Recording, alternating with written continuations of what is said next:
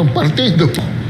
Pilipinas ang nag-build ng case, sila ang nag-file ng kaso, tayo kumuha ng mga abogado natin. By the way, mga kabansa, $7 million ang binayad natin sa mga American and British lawyers na nag-handle niyan. Ha? Why did we get British and American lawyers, sir? We have our own. Ang dami naman nating abogado. So, we paid 7 million ang binayad natin? What? 350 million of taxpayers' money for these people. So, nagbayad tayo abogado. No? Nagbayad tayo ng facilities sa PCA, ng services ng secretariat, yung mga papel doon and everything. Most of all, tayo lang ang pumili ng mga horado. Tayo lang ang nagbayad ng honorarium ng mga abogado. Which supposedly, Kasi, if it is an arbitration, dapat yung dalawa. Parang pinagkaperahan din lang pala itong arbitral hearing na ito, no? Bansa. Yeah. According to agreement. Why?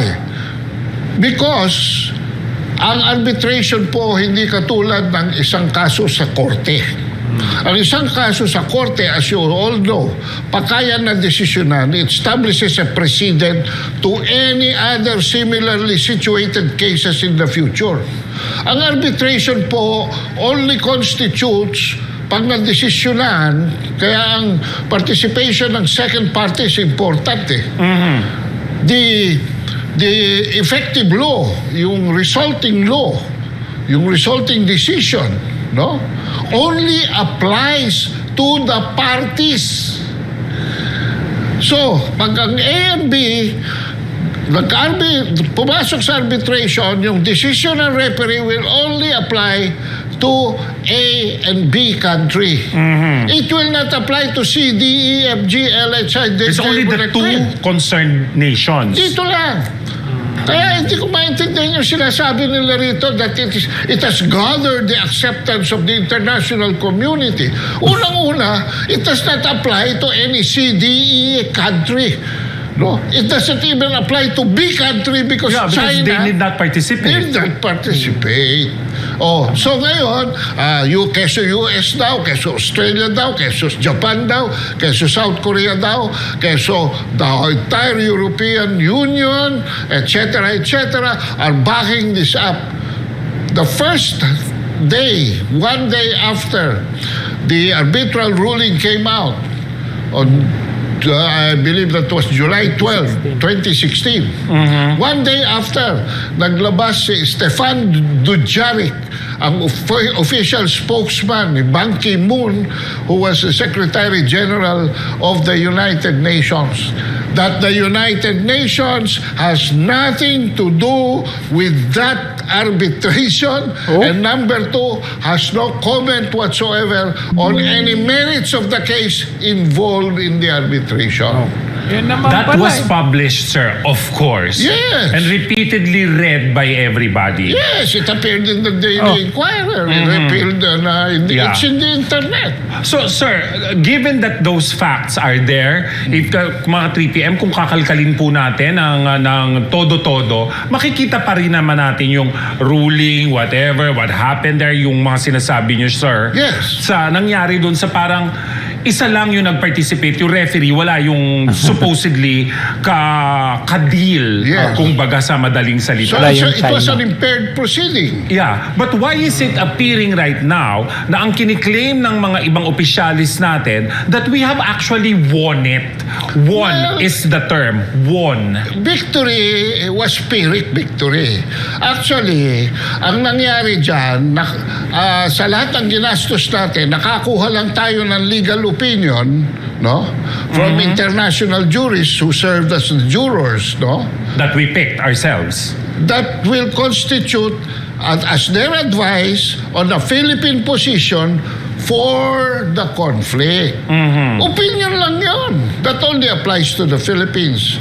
That is why, in the absence of another country, it is only the Philippines who must enforce the decision. We cannot even invite another country to help us enforce it. Because that's against international law.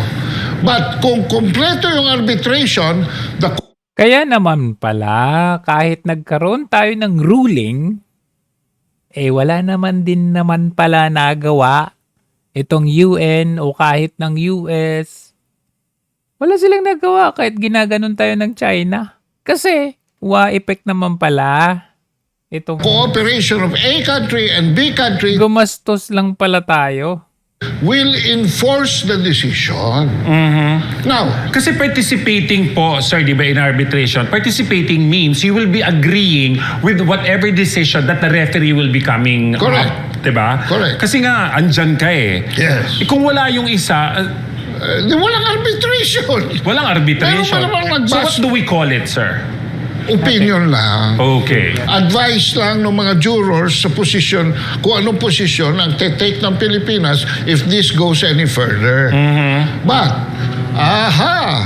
the interest states now, like the United States of America, considers that decision as their rule-based.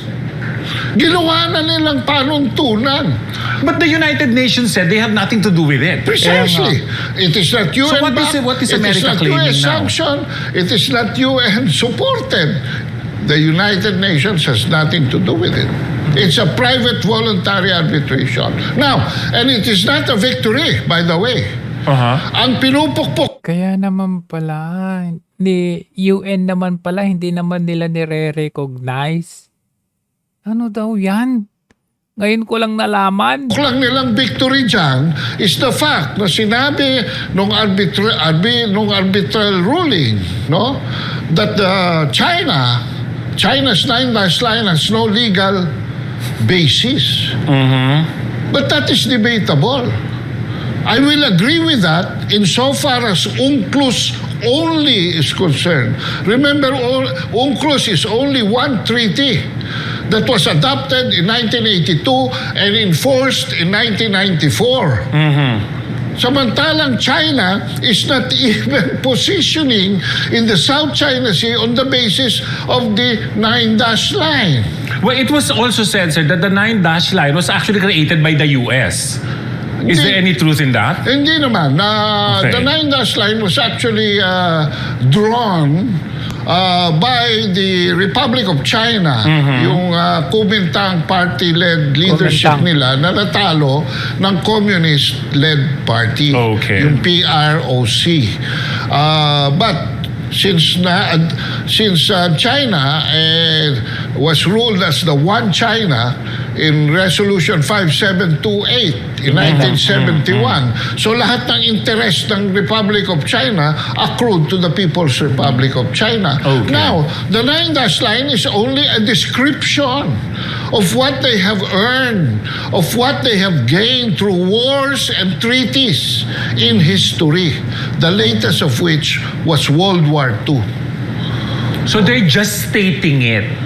Yeah, kumbaga, what is your territory as per historic claim? So, ito ang territory namin.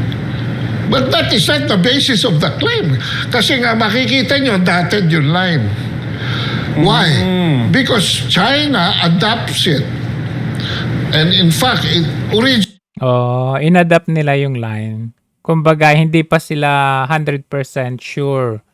Hindi naman nila yung totally na, hindi amin talaga to, kaya dotted siya kasi inadapt lang nila. Kumbaga, andun pa rin yung term na disputed. originally 11-dash line yan eh. Okay. But because of bilateral negotiation with Vietnam, sa Gulf of Tonkin, binigyan ng PROC ng 2 dashes ang Vietnam. Ang Vietnam. Saan ka pa? Tinalo tayo ng Vietnam. Originally pala, 11-dash line yan. Biruin mo, Vietnam nabigyan ng 2 dash. Wow! Saan ka pa? Ang Pilipinas, ano? Meron silang bilateral agreement, China and Vietnam. And because of that bilateral agreement, nabigyan sila ng 2 dashes. Kaya naging 9-dash line yan. At ngayon, 10-dash line na yan dahil ngayon, sinasama na nila ang Taiwan. So, History yan na, mga kapatid, mga kababayan. this is not really a hard, fast rule. It is just a drawing of the policy that China is adopting in a particular area. Okay. Sir, we will be reading a reaction or a question from our ka-3PM immediately right now. This is coming from AZS Patuinan. Ngayon ko lang nalaman niya na, Ako sabi rin. niya, Geraldine Gutierrez, Iba Zambales, from Ivan Zambales, kung ganun po ang nangyari kaado, bakit yung mga senador natin and even Coast Guard Tariela are saying the same narrative? Well, Ito, pakinggan ninyo kung paano naging ganyan yung imahe ng China with regard to this West Philippine Sea and South China Sea issue. I have a thesis. Okay, sir. In 2022, the U.S. Congress passed America Competes Act. America Competes Act. Competes Act. Competition Competes Act. That provided for $500 million Grabe, ginastusan. to be spent in the Asia Pacific to demonize China. It's Actually, ni-research ko yan America Competes Act. Okay? Parang competition, root word. Ni-research ko yan. Although doon sa, halimbawa, yung what comprises America Competes Act. Okay? 1, 2, 3, 4, 5, 6, 7. Doon sa 1, 2, 3, 4, 5, makikita mo kung ano yung mga yun. Mga something like developmental or observational with regard to America and usaping America. Tapos doon sa huli, 7, 8, makikita mo na doon, nakadirect yun sa China. Yun nga yung sinasabi ni Kaado, nakadirect yun sa China to demonize China. Kaya yung sagot doon sa tanong ng isang viewer, bakit ganun ang sinasabi nila? published, sir. That It's published. You can see that. Okay. Google po ninyo, America Competes Act. Ginugol ko. Noong 2022, naglagay sila ng 2 to 300 million dollars dyan. Para sa 2023, nagpass sila ng law noong 2022 for 500 million dollars. Ito po ang perang umiikot ngayon.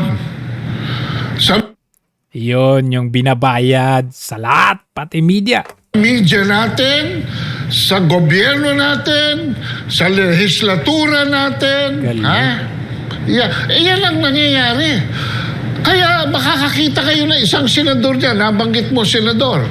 Isang senador, diretso sa camera, walang kakurap-kurap, sasabihin niya, ang Poseidon P-8 American plane ay hindi warplane.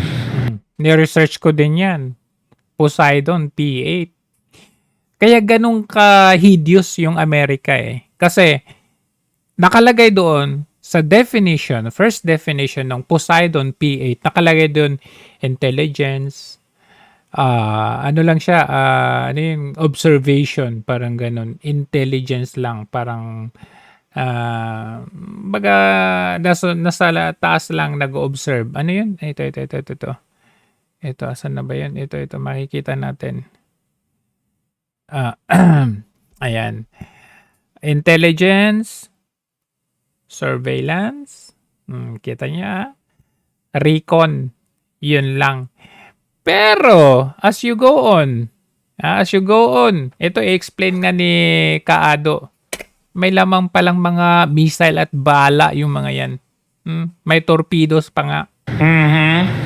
Pero, pag ginugol mo, ano ba itong Poseidon na ito? Ha? At sasabihin ko sa inyo kung sino nagsabi niya. Si Francis Tolentino. Ha?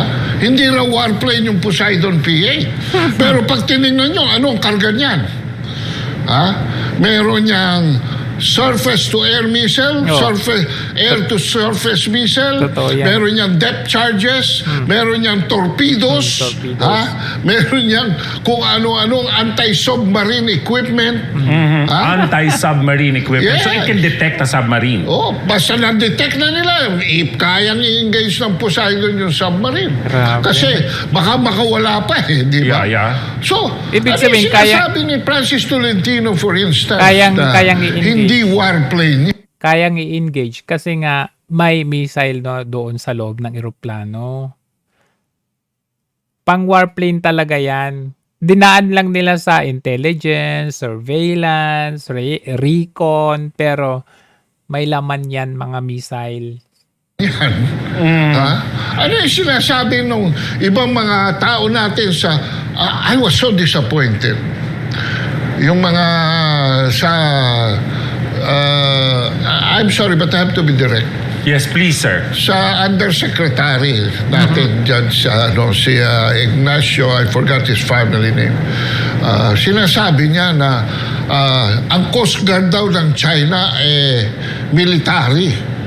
Ngayon iyon yung sinasabi na itong America Competes Act. It provides $500 million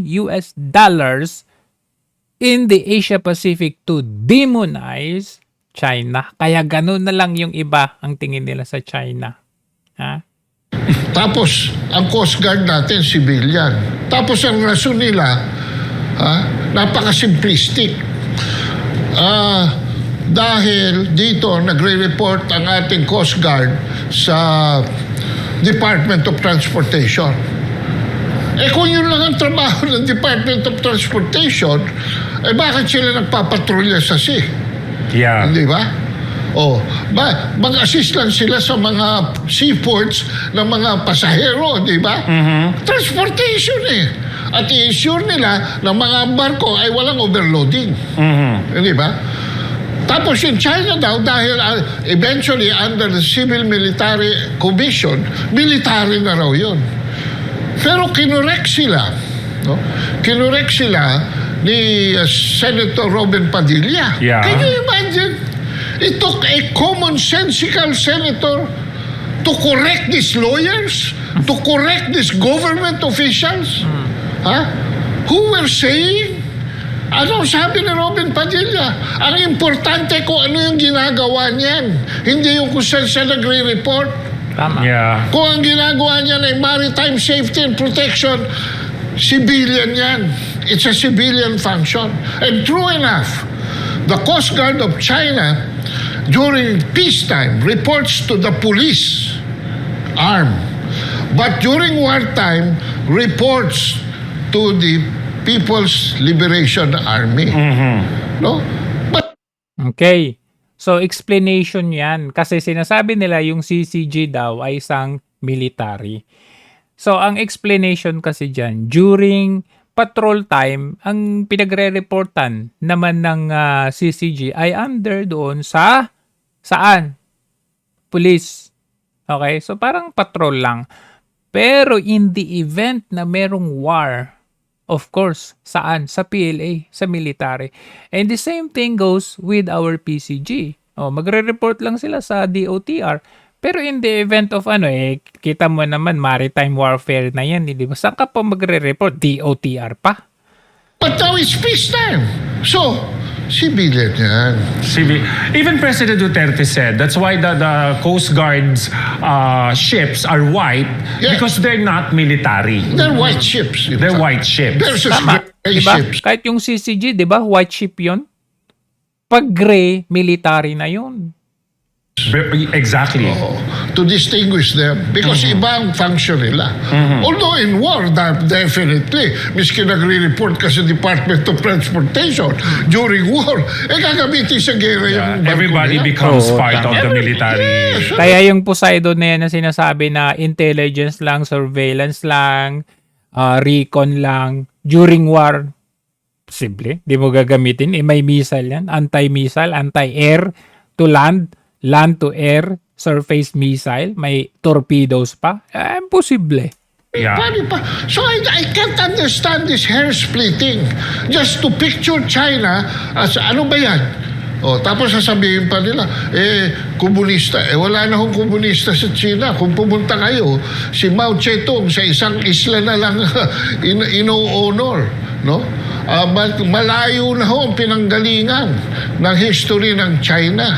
Mula kay Mao Zedong, kay Deng Xiaoping, kay Hu Jintao, kay Xiamen, at saka kay Xi Jinping ngayon. Malayo na ho ngayon yan. Socialism na ho ang ano. And in fact, Capitalism. state capitalism na. So, asa ng komunista dyan? Kumbaga yung communist Chinese Communist Party, pangalan na lang yun talaga. Pangalan as a party. Pero yung yung talagang China, capitalism na sila ngayon. Hindi na communist. Noong araw yun, oo. Pangalan na lang ng partido. It is just a party right now, Communist Party of China, Yes, di ba, wala sir? na wala na. Yeah, but it's no longer communist because ang dami po nating mga disinformed and misinformed mga kababayan na nasisita pa po itong China. sila Doc Lorena. Gustong-gusto nyo ang China, komunista yan. Bakit? Ayaw parang galit tayo sa CPP, NBA, NDF na it is so, amazing how disinformed our citizenry is right now when it comes to what China is now and what China was then. Yeah, tama. Okay, so nakita naman natin yan, Therefore, conclude na yung arbitral ruling pala is fake, it's a sham, it's hoax. Peke. Kung hindi man peke, hindi pala siya epektibo. Kaya naman pala, kahit anong ginagawa na sinasabi, binubuli tayo ng China, wala naman palang epekto. Wala namang ginagawa. Hindi nga tayo tinutulungan ng mga kano eh. Hindi nga tayo tinutulungan ng UN. Unang-una, ang UN, they deny participation there. Wala daw silang kinalaman. And even the US, nakaposition lang yung basis dyan. Andyan sila pero bakit wala naman silang ginagawa nung tayo ay binubuli ng China, 'di ba? Another thing is nagbayad pa pala tayo $7 million. Grabe Just for that. Para lang magkaroon tayo ng parang ang dating niyan is opinion na lang. Kasi hindi naman siya recognized international. Sinasabi nila internationally recognized itong arbitral ruling. Pero in reality, hindi nga nag-participate yung China. Hindi mo matatawag na arbitral yan kung wala naman yung B. Andun yung A, wala yung B. Andun yung A, andun yung ref, pero wala yung B. And even the countries na sinasabi nila na participating countries as a witness, asan sila? In fact, ang UN, sabi nila, wala silang kinalaman doon. So, therefore, ito palang arbitral ruling is nothing.